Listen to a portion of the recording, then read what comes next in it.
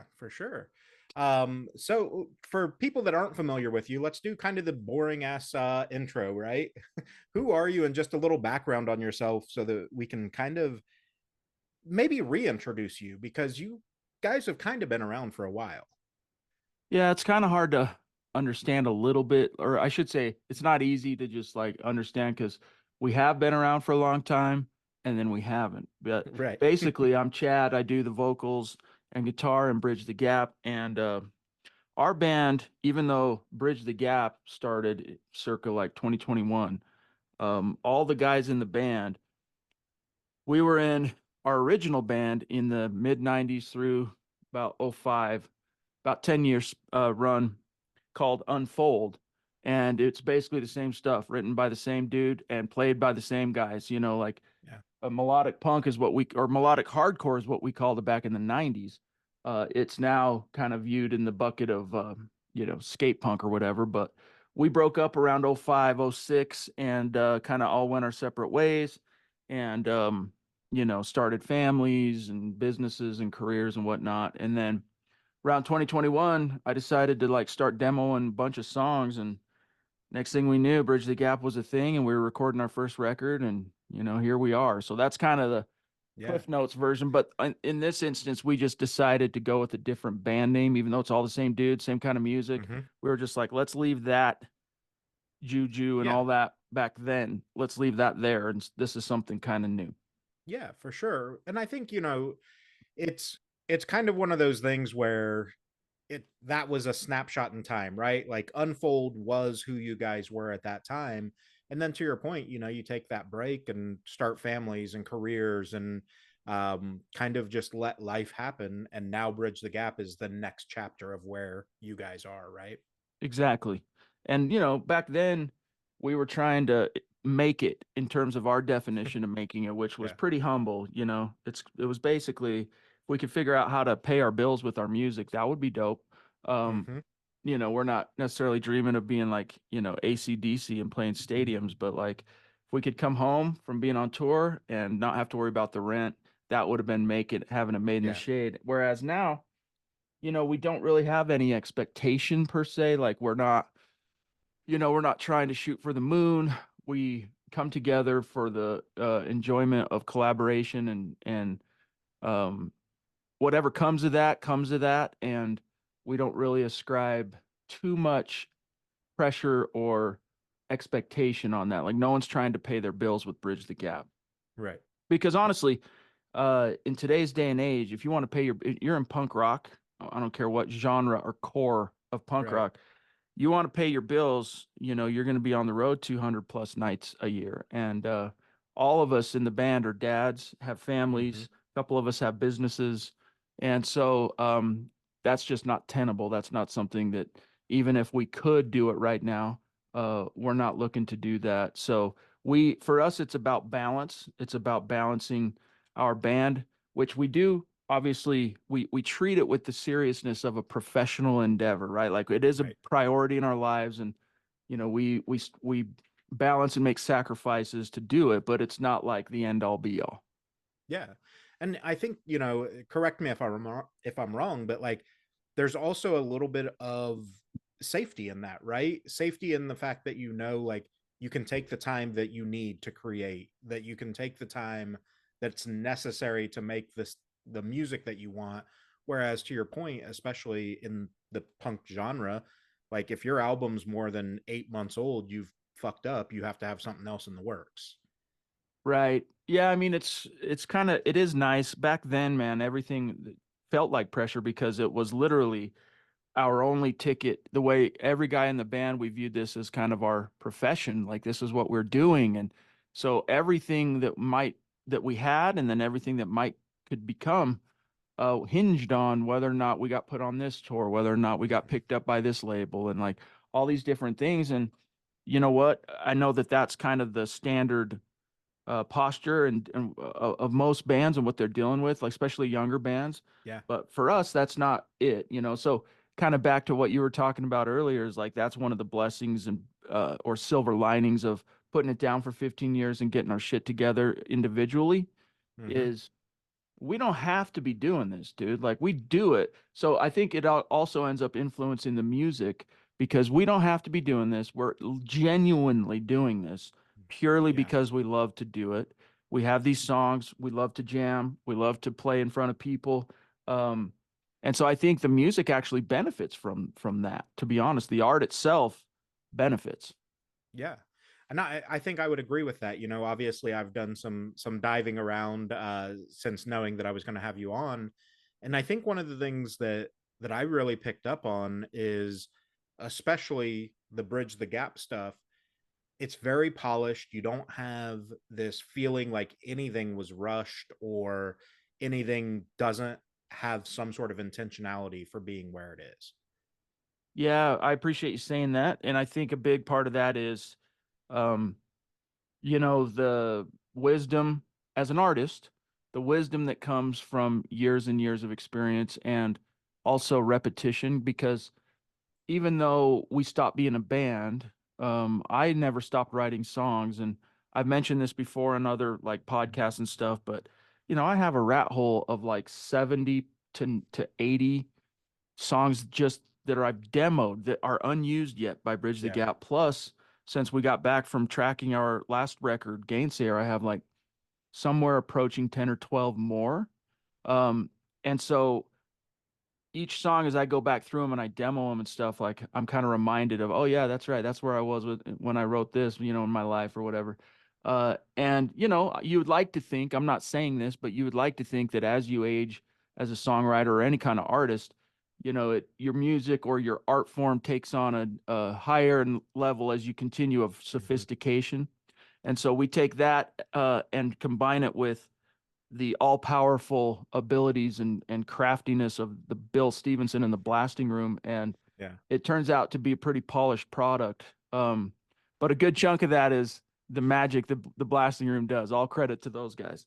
Yeah, for sure. And that's absolutely something I wanted to touch on because, coming out of the hiatus, well, let's go back, you guys, when you were in the mid 90s into the 2000s, like Bill was doing shit with the Descendants. And, there were so many influential artists, at least to me, that, fast forward to now and it's like, for you to be able to say, yeah, we've worked with Bill. It's not a big deal. It's Oh, fine. bro, if you would have told the 19-year-old version of Chad that he would have an album at some point that was two albums now, produced by Right. Bill Stevenson, mixed and mastered by Jason Livermore, I would not have believed you. Like I myself could transport back in time if that was scientifically possible, confront the 19-year-old Chad and say, dude, let me tell you what awaits. I would Right. not believe myself. I'd be like, oh, this is some like devilry here. What's this? That's not even like in the realm of the plausible, dude. Yeah. So yeah, it's especially I think anybody who works with collaborates with someone they would call like a musical hero. I mean, because we could have tried to take our music to. There's a lot of great studios we Yeah. respect and producers we love and whatnot. But for us, we were like, hey, if we are gonna do this album, this was back in 2022, no, 2020, 2022. What would we do? And our former guitar player, Jeff, who's still part of the band family, he's just not really able to be active with the band right now due to some health and some family stuff. But he's a lifelong collaborator of mine and of ours, and he'll always be a part of this in some form or Yeah. fashion. But he's like, hey, dude, this is so dope. We should go like track these somewhere. Where would you want to go? Like, if you could just say, here's what I'd want to do, where would you go? And I was like, dude, Bill Stevenson, the blasting room. Neither of us, we didn't know Bill. Right. We never had in our previous life in punk rock. I mean, we rubbed shoulders with so many bands, dude. I can't even tell you, like, played Warped Tour in '01 and '02. Like, we knew people, right? But we didn't Right. know Bill. Yeah. Um, and I'm like, Bill Stevenson. Next thing I knew, literally, dude, I'm getting copied on emails in response Jeff had sent out to Bill, and we ended up there. But the whole time you're there, man, you're like, uh, initially I'm like pinching myself, it's like, whoa, dude, like, ooh. And then when you get in a room and you have to sing for Bill, that holy shit, what have I done thing Yeah. really takes on a magnifying glass. But yeah, it's pretty cool how it's a genuine blessing to be able to collaborate with someone as legendary as Bill, Jason. Shout out to Andrew Berlin, one of the great engineers and Hmm. producers there. Colton Crone, Bill's son Miles. Um, I won't be able to mention everybody, but those are the Yeah. primary collaborators along with Jason and Bill. Yeah. Did you have one of those moments with Bill that you were, probably the introduction of like, hey, Mr. Stevenson? And he's like, all right, knock that the fuck off. Because from what I've heard, Bill is one of the most humble guys on the planet. Oh, totally. And very kind and very approachable. You know what I mean? Like very affable.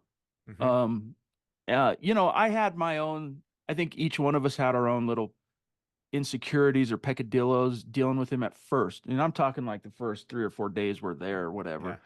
Um, but in the first time we were there, here's a good example of that is we get there and Bill had just gotten back off tour. This is the first time we went to the blasting room. And he had just gotten back off tour in I want to say it was like the UK with Descendants, and he had picked something up. And this was the tail end of when everyone was worried about the coof. You know what I mean? Hmm. Like, and so he was being very respectful and careful. He wasn't sure at the very given moment if maybe that's what he brought back or whatever it was. He didn't want to give it to us, right? Yeah. So we're supposed to show up on a Friday. We do. He was supposed to meet us at the studio, and he called me that morning as I'm driving to leave, and he tells me what's going on. I didn't expect to see him that day. But Yeah. we pull up and literally, as we're getting out of the car, the door to the studio opens and he comes out and he's like, hey, and he's masked up and he's making sure he's keeping his distance, but he wanted to be there to kind of chaperone us around, show us around, introduce us to everybody and meet us. And then because he was still under the weather, the first thing you do, drums, right? When in most Hmm. cases, when you're recording a punk rock record. So Yeah. he's like, hey, I'm gonna go home and keep going through some of these demos and come up with some ideas, whatever. You guys get the drums tracking, and maybe I'll be able to make it in tomorrow. Worst case, Monday, worst case scenario, because we were going to be there for like 3 weeks, right? It was like Yeah. no big deal.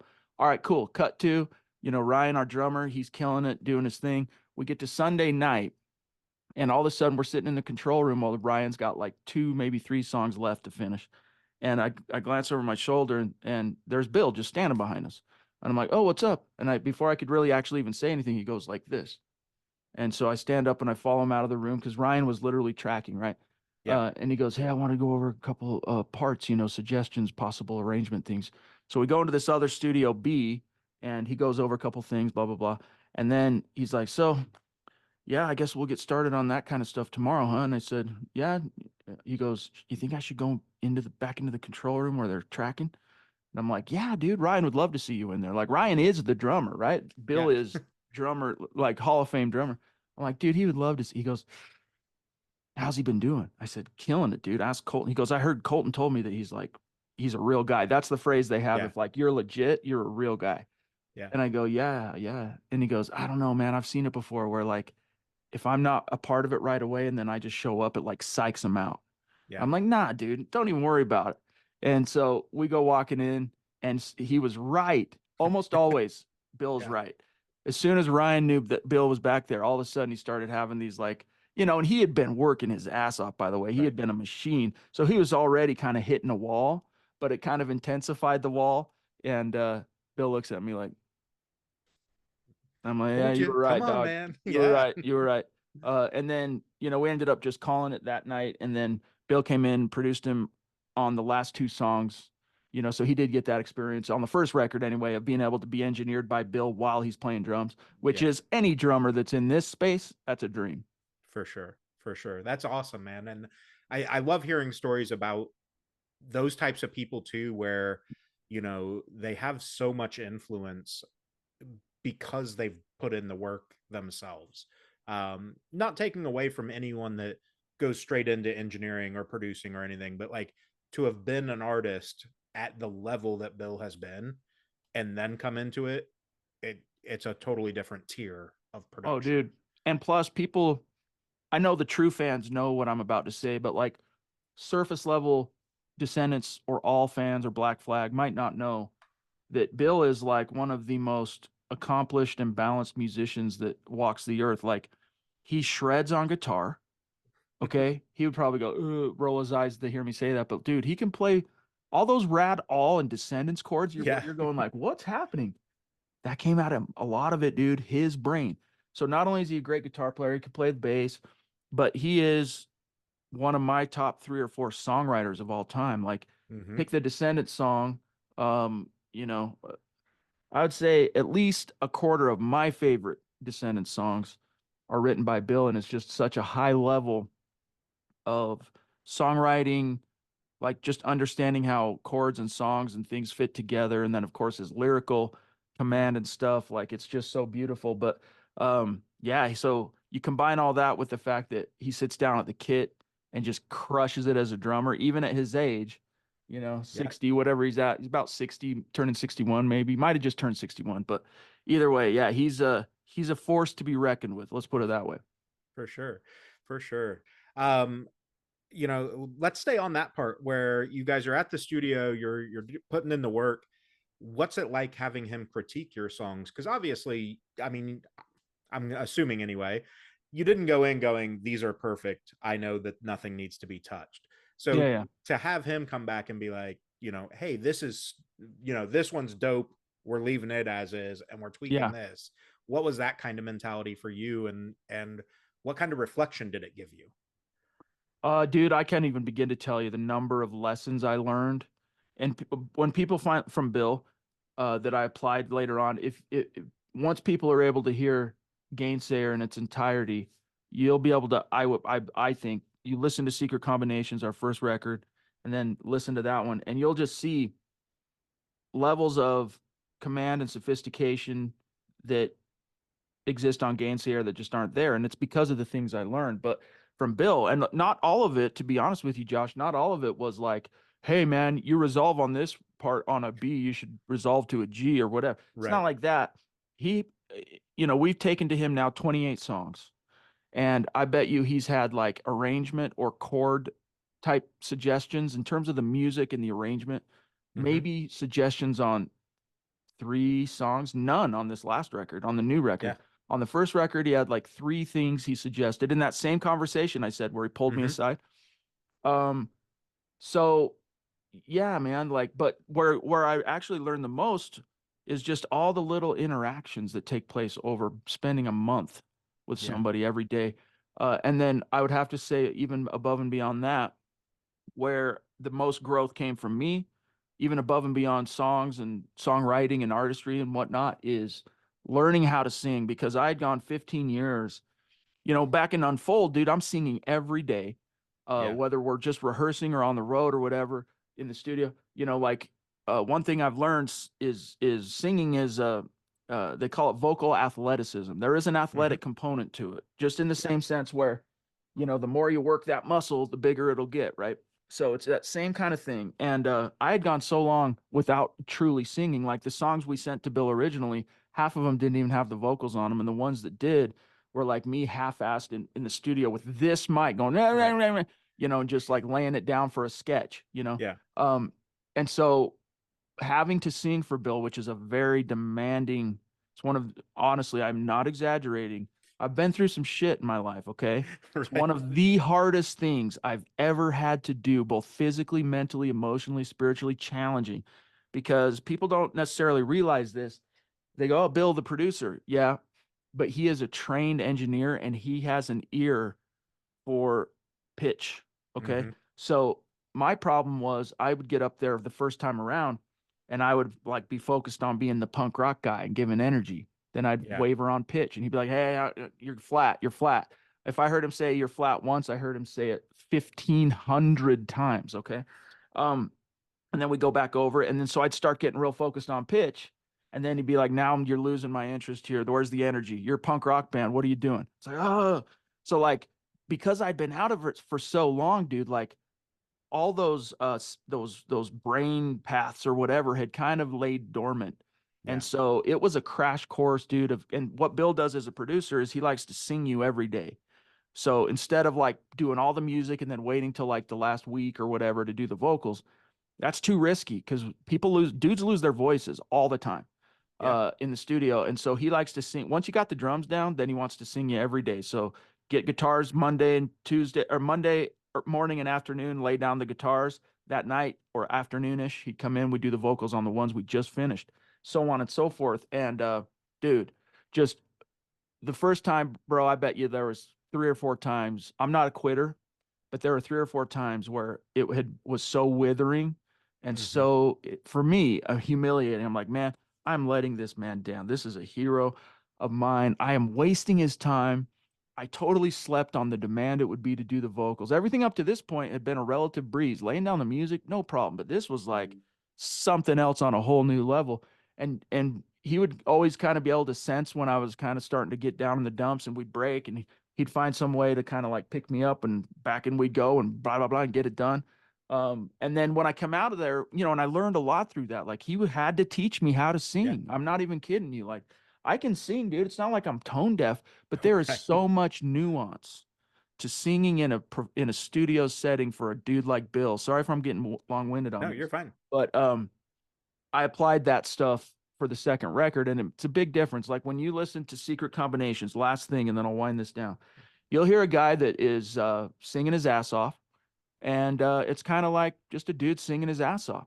Whereas when you listen to Gainsayer, you'll hear a singer that's much more comfortable with his vocal, and so it comes across as more using the voice as an instrument and complementing the music instead of just ramming it on top and Yeah. going for broke. So I think I mean, the feedback from our friends, family, and confidants, people who have heard the record and whatnot, generally kind of echo that. But I think that's the biggest difference people will hear jumping from Secrets to Gainsayer is the level of vocals are just better. Yeah.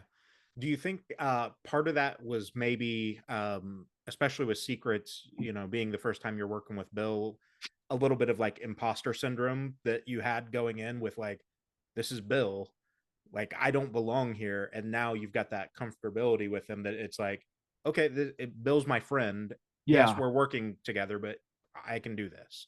Imposter syndrome is a thing. I think everybody's, on one level or another has times in their lives where they suffer from it. It was never like I don't belong here stuff, and I'm not trying to flex or be act Right. like I'm bad. It was more like disappointed in myself that I didn't fully reckon with how much focus I should have put Yeah. before in the pre-production of the demos, getting my voice warmed back up and like the rigors of being a singer in a freaking Yeah. punk band, dude. And just being really disappointed that I slept on that. And it just didn't even occur to me how, and this, by the way, extra shame on me because this came. I had watched Filmage a million times, dude. Not a million, but I'd seen the Right. Descendants doc multiple times where one singer after another is going, "Oh, dude, singing for Bill is like torture. It sucks. I hate it." Da da da. Giving him his props, but because here's the Yeah. thing: the whole time you're in there, you're going, "Dude, this is so shitty. It hurts. You're like getting the singer's headache. It's humiliating." But on the other side, it's going to come out dope, right? Like Yeah. he gets it done, and then he comes up with the best woes, oohs, ahs, tight harmonies. Like that's the thing that like takes it to the whole other level. But so it was more just like disappointment in myself that I had slept on that. Um, but yeah, and Bill being the kind soul that he is, like, and he's worked with so many freaking vocalists, dude, dating back to the 80s that Right. he just can like intuit when you're hitting like an internal wall, break, hey, let's go reset, find a way to pick me up, so to speak. And he's a pro. Yeah. Yeah, love to hear that. Because I think too, that also helps you to know, like, again, putting words in your mouth a little bit, I'm sure, but to know that Gainsayer is our best work to date, like, because I know what we've went through, like this is our best work to date. Oh, no doubt about it. We're very proud of Secret Combinations. But Gainsayer, it's just on a different level, man. And it's not just like the songs are better and everything I've already told you about, but like honestly, the budgets of these two records were not too far apart. We recorded 14 on both records. And there's just something about, I mean, if you listen to Secrets, it sounds great, dude. It sounds like cutting edge, modern, any album that would be coming out on Fat or Epitaph or whatever. Yeah. I mean, it sounds kill. But Gainsayer there's something about it that from an audio spectrum perspective, Hmm. like it's wider, it's thicker, it's girthier, not to be weirdo here. Yeah. You're reaching different levels of the sonic spectrum. So it's just it hits harder. I mean, in my opinion. Now look, I'm real close to it. Sometimes you're too close to see. Yep. But one of the reasons I say that with confidence is people we've shared it with, and we've been sitting on this thing for a year. So we've shared it with a lot of people we know and Right. love. That's the kind of thing we get back, is when if people could know the true budget that was on this record and then they hear the record, they would think it was a $500,000 record. Yeah. Yeah. And I think that's a really awesome place to be in with the place that you guys are in as a band that again is doing this simply because you want to and because you love it. Let's dive into some of the songs. There's 14 tracks on the album. What was the song that you guys, you took the demo in and it just that was it? It works. We're just basically re-recording. And then what was that song that was like, we can't fucking figure this out? Like we have to do something here. Um, there wasn't really a song that we were hitting a wall on. Um, with the exception of there was this other song that had a working title that was originally going to be, let's call it the 14th song. Mm-hmm. And there had been a debate within the band that it should be this other song, which became The Wait, track 7 on the record. Um, and so while we were there, it was kind of a setback because you forward all your demos to the guys at the blasting room so that they can have the prelay set up. And when you're first tracking, that's what you're tracking to. The drums, when Ryan's playing through the drums, he's hearing the demos. All right. Right. And then once we get to the guitars and bass, we're hearing the drums that he just recorded, and then my crappy studio at home vocals where I'm half-assing it. So anyway, long story short, it was a setback when we decided to drop that one song and put The Weight on, because we had to scramble to figure out how to get those demos that were on my home hard drive um, Mm. to Bill. But we managed it. Long story short, so like that was really the only hurdle there. But I think the first song on this where I was like, yeah, that's on this record, was that's going to be on Gainsayer, was In the Throes, and Brothers probably were the two that were like tailor made, like locked in, and then everything else kind of fell into place around it. Yeah. And both of those are out now for anybody that's listening to this. And I think for me, again, when I was starting to dive in and whatnot, Brothers is the one that like really fucking hooked me Oh, into nice. like, okay, like because I think you're right. Obviously Secrets is out on Spotify and wherever anybody wants to listen to music. And then when I heard Brothers, the depth that exists in the soundscape, it sounds weird because it's still a punk album in the sense Yeah. that like for most people when they hear punk, if they're not ingrained in the scene, they just hear the guitar and the catchy chorus and they kind of move on. But when you sit and actually listen to anything from Gainsayer, it's one of those things that if you allow yourself to feel that space there, you can go anywhere in that song. Well, that's very sweet of you to say. I appreciate you saying that. And yeah, Brothers is a special song, dude. Like, the funny thing about that is it was in the running for Secret Combinations, but I pulled it out of the running at the 11th hour because originally what is the pre-chorus. So you've got the verse on this song, you got a little pre-chorus. It all came true. That's the Mm-hmm. pre-chorus. Then the big chorus. Well, at the time when we were doing Secrets, the pre-chorus was the chorus. And I just Mm. felt like something was missing. The chorus that exists on it now didn't exist. Yeah. And so I'm like, nah, I want to keep that one in the back pocket. And then when I started getting serious about putting songs together and kind of polishing them up and getting them ready for Bill, I just went back to the well on Brothers, because the song itself is a meaningful song that's about someone close to me that passed away.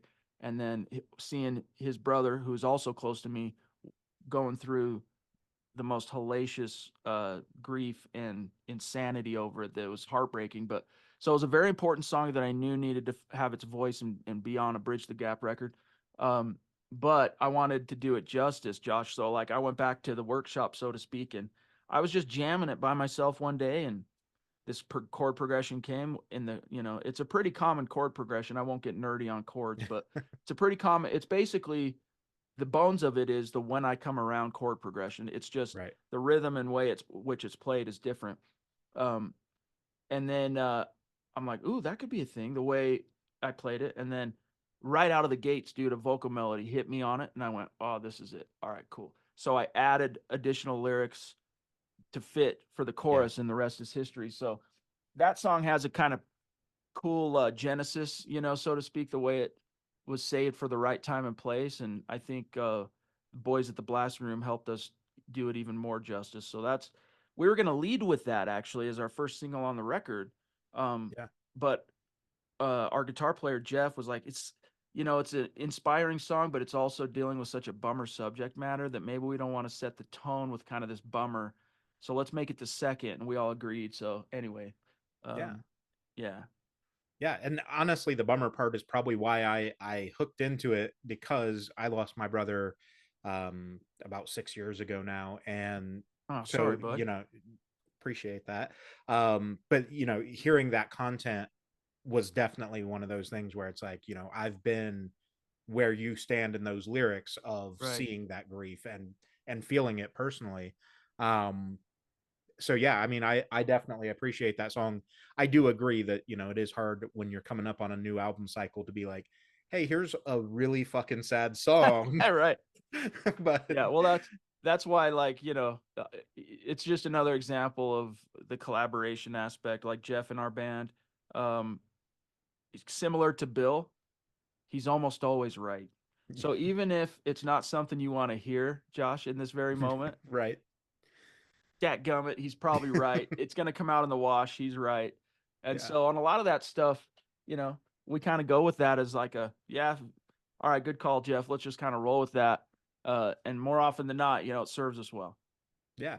But I mean, it's always good to have somebody like that, as long as they're humble about it, right? Like, Oh, sure. And obviously, if he's bragging about it, it's like, no, dude, we that's get not it. his Shut style. up. Yeah. But He's like our big brother because when we were kids, like a quick side story is yeah. we grew up in the same town called St. George, Utah, which is on the border of Nevada, bottom, if you're looking at Utah, southwest corner, right on the border of Utah, Arizona, Nevada. We were an hour from Vegas. So Yeah. we were like way closer to Vegas, for example, than Salt Lake. Salt Lake's like 4 hours, Vegas, a little over an hour. And anyway, when I was in junior high and I started getting into punk rock and stuff, and I found out that there was a band that would play live. There was nowhere to play in our town. It was a really Hmm. sleepy Mormon village. There was no bars, there were no venues. And so what kids did back then is they'd go throw what we'd call dirt shows out in the mountains or the desert, Hmm. away from the fuzz, and someone would bring a generator. So they'd lay out carpet for the bands and rock. And his band was called Faded. This is like circa 92, 93, 94. Yeah. And I remember the very first show I went to out there. It was probably the first exposure to live music I actually ever had. His band Faded was playing, and it was like, for me, it was Van Halen, dude. Like, he's like, because he's probably 4 years older than me, something like that. Like, Yeah. we never went to high school together. We just barely missed each other in high school. And so, like, he always kind of had the big bro effect on us. Like, when we eventually came Hmm. together and started collaborating, maybe like 3 or 4 years after that, he always was like the more buttoned up, mature, like, knew more about the world, had seen a lot more. And so, it's just a natural posture for us to listen to Uncle Jeffy, like Yeah. that's the way we view it. But, and he's not that guy where he's like, now listen to me, I'm always right. It's just, it's played out that way that he's always right through the Yeah. fullness of time. But I mean, good on you guys for recognizing it, right? There's nothing worse than, nope, we're not doing it, Jeff. And then, well, shit, we should have listened to Jeff. Yeah, exactly, dude. But, usually there aren't, I mean, I can think of very few true disagreements where any of us assert something and no one else can agree. We're all pretty much on the same wavelength. Yeah. And that's something, we can dive into it now, I guess. But, the importance of finding the right bandmates and people to surround yourself with, sure, you can put up an ad on Craigslist or, Facebook or whatever kids are doing nowadays to find other bandmates. But, just because somebody can shred on guitar doesn't mean they're the right fit for your band. Oh yeah. Well, and the kind of music we play um, requires just enough. It's a very specific realm of competency that is required. So, like, over the years, dude, if I've trained a billion guitar players trying to play our stuff to be in the band, and over Hmm. the years, like different iterations of my musical journey. Yeah. Up, here's how you play this song I wrote, and Jeff is the only guitar player I've ever known personally. All right, from the time we were kids throughout our lives that can play anything I write, because it's got this, not to make it sound like it's. I mean, we're not, whatever. It's, We're not. it's not math rock. Yeah, no, but it's just enough right hand and left hand articulation and Yeah. syncopation and like nuance that shredders they think they can do it, and then they get in and they have the left hand, they don't have the right hand for chugging and crunching and or let's call it the rhythm component, or vice Hmm. versa. Guys will get in and they can maybe get that rhythm component, but like they can't figure out maybe the nuances of like how octaves work or just little stupid things. But like Jeff and I, we've always been able to like boom. Every guy in this band is we would consider each other musical soulmates. Like I Yeah. couldn't even imagine, seriously, Josh. Like I could not imagine doing Bridge the Gap in any way, shape, or form, even a show without Ryan on drums. Like Ryan, talk about musical soulmate. Like that kid, he played in this local band when we were kids. He's so if Jeff's 4 years older than me, Ryan's like 4 years younger than me. And so when we found him, he was a 16, 17-year-old kid playing in another local band that Yeah. killed, dude. He was amazing. And so I called him. We needed a drummer. I'm like, you want to play the drums? He's like, yeah. But that we hit a snag when we were a touring band. And so Yeah. I had to go sit in his parents' living room, Jeff and I, and convince them to let us take their under 18-year-old son across state lines for, who knows how long. And they were cool and they let us do it. But like, these are relationships in Bridge the Gap that date back a couple decades. And Sean, our bass player now, in Unfold, he was a 1/5 member. He just wasn't a player. He was our manager, our engineer, our he did everything. He booked our tours, booked our shows, recorded our stuff. He was like 1/5 member, managed the band too. He just wasn't playing, and so the way it just worked out at the blasting room the first time is he could make time for it at that point. And the way we first knew Sean was he was a bass player in a town adjacent to us, and so I'm like, dude, you should play the bass. He's like, I haven't played the bass for 20 years, dude. I'm like, look, so we got him up to speed, and the rest is history. But we're all tight, we're all good friends, and it works out well. Yeah. And I think that, the conversations that I have with artists, especially younger artists, that's something I try to make sure that, I kind of push on them a little bit is, having that, because, you guys are in a different position with not necessarily needing to tour as much right now and things like that. But to your point, if I'm going to be out on the road for 6, 7, 8 months, like I better be as close of friends as I can be with this guy. You muted yourself. Sorry about that. All good. Um, each guy is one of my best friends. So yeah, it's spending time around each other's easy. Now look, there have been points, especially when we were younger and more immature, where little passive aggressive things come Yeah. up and like whatever. But that's again one of the benefits of circling back as guys in their 40s. All right, Hmm. is most of that stuff that we would have like tripped over or stressed on, either A, doesn't exist, or B, we realize better how to deal with it or not let it get to us, or don't ascribe the meaning to it that we did as kids. And it's just part of being growing your ass up, so to speak. Yeah, for sure. Circling back to the album a little bit, let's talk about the Dustbin release. So you guys just dropped that. You've got um did a really cool partnership with, I'm gonna forget who it was now. I'm trying to find it real quick. V13 to help do the release of Yes. that. Yes. Talk a little bit about those types of partnerships, because other than in the punk world, you don't see it as often. But how Right. meaningful is it to have those, support arms basically that are saying, hey, we believe in what you're doing? Well, that's all a credit to Becky and the PR company we work with. Um, and honestly, to our label, our main label here in the States, Double Helix, Jeff and Mm-hmm. M, they one of the great things is, a little Cliff Notes backstory again. Spending 15 years out of the biz, when we circled back into it, we knew nothing about the new lay of the land, how Right. digital distribution worked, and just like all of it, we didn't know anything. And it just so happened on our first record, we came out on People of Punk Rock Records, which is out of Canada, but we received no PR direction from them. I'm not making a critical point. I'm just No. saying like they just said, "Oh, you've got a cool record. Yeah, we want it." boom. And like they posted a few things on social media, and that garnered organically through the POPR reach and the quality, I guess, of the music. A lot of we were surprised by the amount of press interest that we received in the first 6 months. And then when you cut to Gainsayer, and we went with Double Helix and Spam in Europe and P Records in Australia.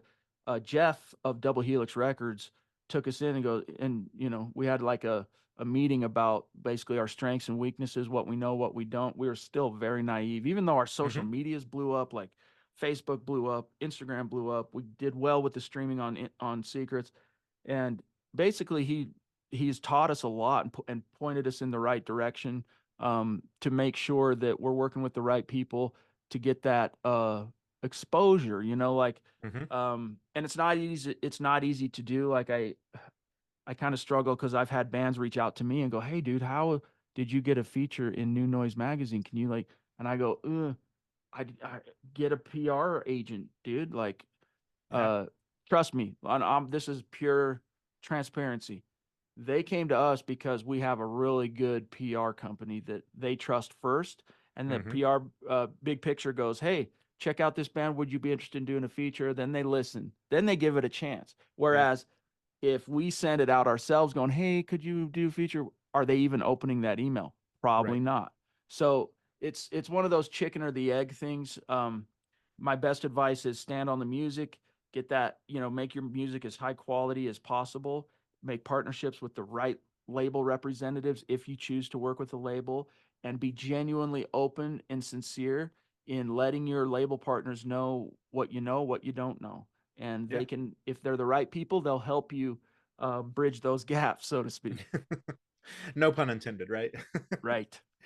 Yeah, no, I that's awesome. I've worked with Becky and the girls over at Big Picture since Dana started this. So I've been doing this is my 21st year of music journalism now. No And kidding, dude. yeah, That's awesome. yeah, and Dana's been doing she started Big Picture. This is going into year 18 for her, I believe. So she was doing other stuff well before that. But yeah, so I've been with them, partnering on all sorts of stuff. And it's to the point where, like, I mean, you saw how we got linked up. Becky basically sends me an email, hey, check out this song, whatever. And I was like, dope. Let's get him on the podcast. And she just sends you my booking link and was Right. like, hey, you need to do this. But So, see, honest question, if you just got an email from us and you didn't know Bridge the Gap, maybe you're the kind of guy, like if you're like me, I'm opening those emails and at least giving mhm, an investigation. But is it necessarily something you're going to even like check out without kind of the somebody vouching, right. so to speak, right? Already? Yeah. Yeah. So yeah, I am very much the same person. Like I'll at least check it out, Yeah. but realistically, just with where I'm at in, my day job and all that, like the odds of getting people on the podcast that are Right. blind emailing me, Yeah. you have like a 1 in 10 chance. And I, Right. I hate to be that guy, but it's just It's the the truth. facts. Exactly. Because to your point that I think you were getting at with, those partnerships, I know if Becky is sending it to me or, Big Picture, or I work a lot with Atom Splitter and some of these others, Yep. if it's coming from them, I know that there's something here that I need to be checking out. Right. And that's good to hear as an artist. I mean, not that we had any doubts on that with Big Picture. I mean, Becky works her butt off and she's awesome. Like shouts Yeah. to Big Picture Media. Bands out there, if you have a chance to work with them, do not hesitate. But that's great to hear because it's kind of like uh, it's a gatekeeper of sorts, right? Hmm. Where or a taste making of not taste making, but it's setting a standard where it's like, oh, if that person's saying check it out, now I'm a lot more likely to actually give it some attention. Yeah. Whether or not I end up saying yes, well, it depends on maybe my relationship with them, how much I even dig it, whatever. But that's cool to hear, man. And I totally get it, man. I would probably be the same way, but I am that nerd that's at least opening it. But then Yeah. again, I'm not no one's sending me hundreds of submissions a month, Right. so it's Yeah. easy for me No, to say. for sure. And that's one of those things, again, I've been doing this long enough that legitimately in a month, you're probably not far off. I probably get 150 press emails a month Wow. easily, Yeah. um, between everybody I work with. So, um, let's lightly touch on that a little bit further.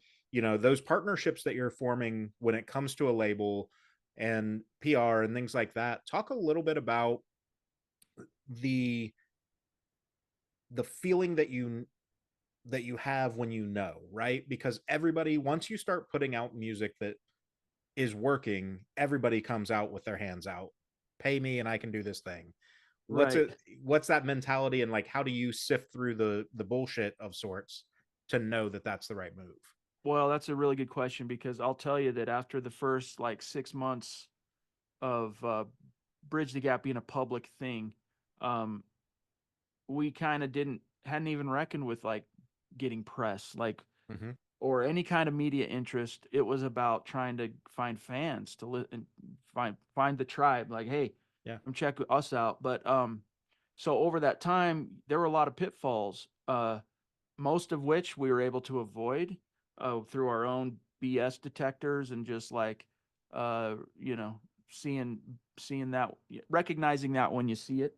Right. But there's a few instances I won't get into where we definitely fell in with the wrong, or just went with the wrong direction, or Mm-hmm. worked with genuine people who offered a service, maybe PR of some sort, but the juice wasn't worth the squeeze. And so Yeah. like it's we've lived through different aspects. So to answer your question, to have someone to be represented by somebody like Big Picture, it's such a blessing. I think that's the third time I've used that word since we've been on this conversation, but it really is a blessing, and it's an honor and it's a privilege for us to be to have Becky and that company representing us. And they've done a lot of good stuff, and they have a lot more. I mean, this conversation, one of my favorite convos so far this year. So thank you, Josh. But Yeah. and they have even more lined up for us before the album rolls out. So shouts to them. We are lucky.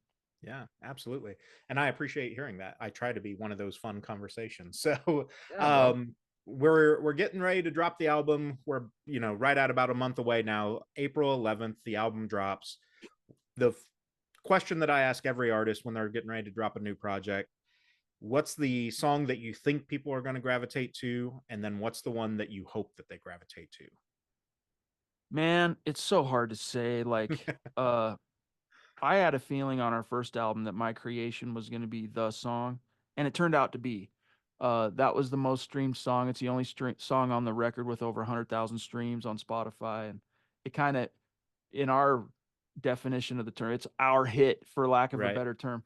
But on Gainsayer, we led the songs, and all. We have one more single coming out here very soon. There'll be announcements on it, so I'm not afraid of mentioning that now. But Yeah. um, we have one more single, and the four singles we chose for this record, we didn't base it on what's going to be the next My Creation.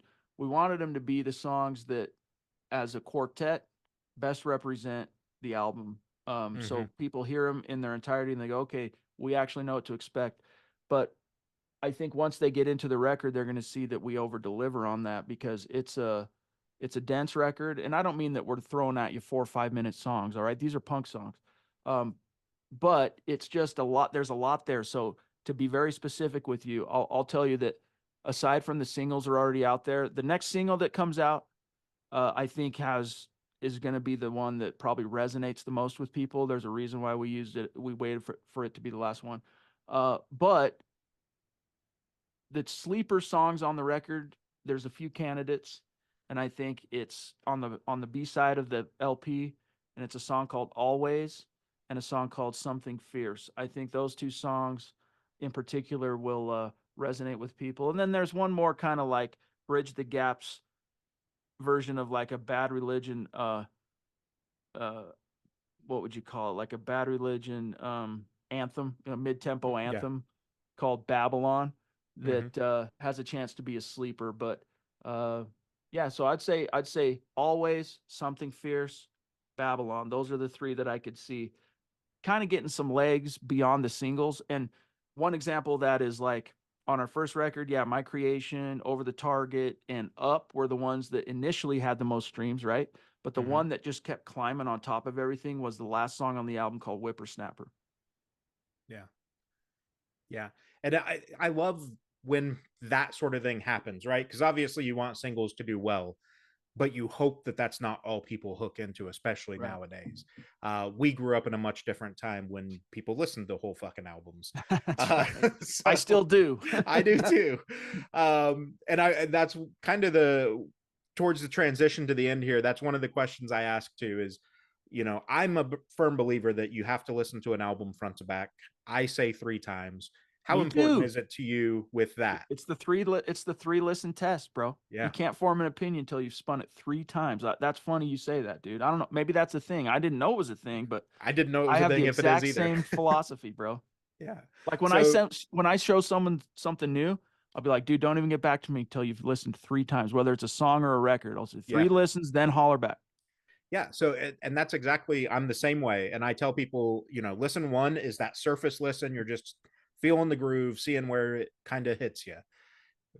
Listen number two, you're starting to deep dive into the music and like really pay attention to where's that grit. And Yeah. listen three is the lyric deep dive, going, what the hell are they saying? Oh Right, my right, God, like this is why I connect. So right. big fan of you saying that too. Um, being a punk record, though, obviously it's not a true conceptual record. Is that important to you that fans try to listen to it front to back? Like, because obviously you guys took time to put them in the order that they're in. Yeah, so that they call it sequencing. Mm-hmm. And I've read I'm like the biggest Bad Religion fan that walks the earth.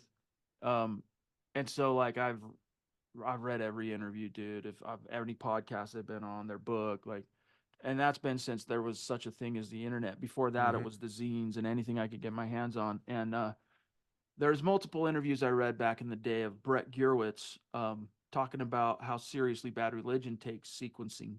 Mm-hmm. And so, not that I'm putting myself Yeah. anywhere on that level. Right. What I'm saying is, it made me realize when we cut to Bridge the Gap on both albums, like, hey man, there is a art and kind of a science too to Mm-hmm. sequencing.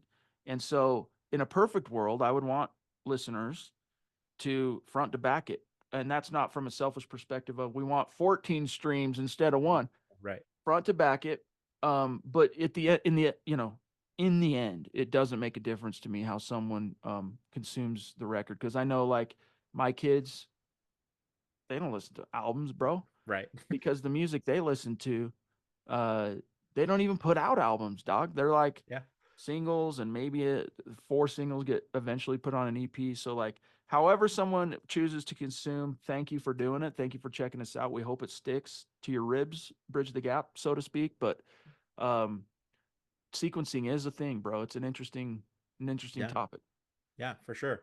Obviously, I'll share the pre-save link and all of your socials and everything. And I've had a great time talking with you. But kind of the standard outro: plug everything you need to plug. Tell people what you can tell them. Don't have Becky yell at you or me, but let's let's give them Yeah. all the news that we can. So had a lot of fun, dude. Thank you for the opportunity to chat, and it's been genuinely a great convo. I've had a good time. A lot of not. I don't want to. It sounds so passe. Sometimes when you do these kind of press interviews and stuff, they can either be so avant-garde that it borders on the ridiculous, Mm-hmm. or they can be um canned. They come off as Yep. canned, right? Like, and so you start coming off as canned, like, and even some of the stories I've told you, I've told before, but just in different ways. Yeah. Nevertheless, this is like a genuine fun, feels organic. So I thank you for that. Yeah. Um, and thank you again for the time. But I would say, hey, connect with us on the socials. We do, yes, the album's coming out April 11th, but we have one more single to drop very, very soon. And I think, like I mentioned earlier, that's going to be a pretty important song. And then, just if you are connected with us on socials, um, we're going to be announcing a bunch of shows this spring and summer. So we're this close to announcing it. Yeah. I wish I could have had it fully lined out in time for this chat, but just keep it locked with us because we have some rad stuff to announce as far as live Mm-hmm. very soon. Awesome, man. I'm stoked for you. Hopefully, even though you can't give it all, you're going to come to the Midwest, Indiana, maybe, or Bro, around there with some of that. we plan to. It's in pure transparency. It's Right. not going to be right out of the gates on this one. It's going to be more West Coast. Yeah. But dude, we are kind of in the similar thing. This is again like for bands that, because one of the things I've found real quick is it's been hard to find other bands out there that are willing to like be transparent and help and be open to helping other bands that don't know what the hell they're doing, that are trying to learn how to do things. And Yeah. I think it kind of comes from a protect the nut kind of perspective. Like, we've got our thing going here. We had to figure it out the hard way, protect our thing. But I try to be as transparent as possible. And one of those things, and when people come to me, dude, I just spill it. Whatever they want to know, I tell them. Hmm. I probably overshare just because I genuinely want to help people. But um, one of the tough things about being in a band in your 40s after you went 15 years doing anything is the whole booking thing. And kind of like we were talking about, labels are a gatekeeper, PR companies, agencies are gatekeepers. Hmm. The other last great gatekeeper are booking agencies. Now, Yeah. you can go back and do it yourself. And so that's right now, full transparency. That's any show you see Bridge the Gap on, we book that shit ourselves, dude. And Yeah. so it takes a lot of bandwidth to extend that across many thousands Sure. of Yeah. miles. And Sure. so right now we're keeping it relatively bite-sized. And our hope is that eventually the music gets to a point where some of those gatekeepers come to us and make it a little easier on us to get to some of these places. So Yeah. that's not an excuse. That's not, I'm just telling you the lay of the land. And it's especially kind of cart or horse when you've got mortgage, kids, Right. high school basketball game that your son's playing, like all these things. So it'll be nice someday to get a little help with booking. Right now Yeah. we don't have that, so we rely on ourselves. One of these days we'll come to the Midwest, hopefully still in 2025, to be frank, Josh. Yeah. Yeah. Awesome, man. I'm stoked for you, Chad. Like I said, I think this album is one of those that when people hear it, if they give it the room, it's going to take up the whole room. Like, there's so much depth and space to it. Thanks, I bro. think it's going to fill the gap, no pun intended here, bridge the gap that people are missing on this melodic punk, skate punk, whatever niche genre we want to call it. Yeah, And I think that, or my hope is, with the resurgence we've seen in the punk and pop punk realms, that this is going to be that launch pad for you guys too, that like puts that spotlight over that, hey, these guys are killing it over here. Let's start doing something. very sweet of you to say, buddy, and I appreciate it. And I'll tell the guys you said that too. They'll love hearing that. So yeah, from your lips to God's ears. We'll For see. sure. But at the very least, we're proud of this record, and I think that's one of the great things working with Double Helix, Spam, and P is now there's more of a worldwide approach to its release, and then Mm-hmm. force multiplying that with working with Big Picture and Becky, and so hopefully it has a chance to reach more people and find its tribe. Yeah, absolutely, man. I'm stoked for you. I'll keep you posted on this going live, and let's make this as big as we can. Thanks, buddy. I appreciate your time and the conversation, man. This was fun. Yeah, absolutely. Have a good one, Chad. You too, buddy. See ya. See ya.